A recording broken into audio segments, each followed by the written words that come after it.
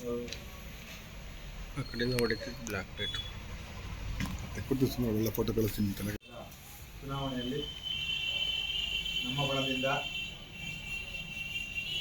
11 ಜನ ಸ್ಪರ್ಧೆ ಮಾಡಿದ್ದು. ಆ ಒಂದು ಸ್ಪರ್ಧೆಯಲ್ಲಿ ನಮ್ಮ ಬಣದಿಂದ 9 ಜನ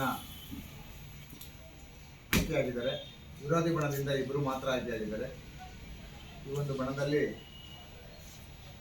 BP. Raju, K T. Vanaja, Lakshmamma, K V. ದಂಡೇಗೌಡರು, ಚಿಕ್ಕನಾಗಯ್ಯ, ನಂಜಪ್ಪ, ಕಲ್ಕೆರೆ ಕೆ.ಎಚ್. ನಾಗರಾಜು,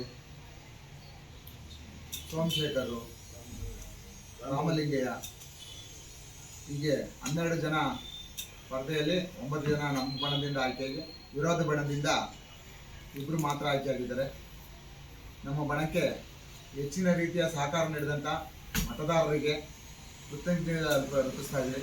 ನಮ್ಮ ಬಣ ಯಶಸ್ವಿಯಾಗಿ ಈ ಒಂದು ಚುನಾವಣೆಯಲ್ಲಿ ಗೆಲ್ಲಕ್ಕೆ ಕಾರಣ ಏನು ಅಂದರೆ, ಹಿಂದೆ ಇದ್ದಂಥ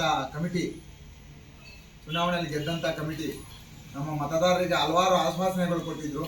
ಆ ಆಶ್ವಾಸನೆಗಳೆಲ್ಲ ಈಡೇರಿಸಲಿಲ್ಲ. ಕಾರಣ ಅವರಲ್ಲೇ ಒಂದು ಟೀಮ್ನಲ್ಲಿ ಗೊಂದಲ ಇತ್ತು.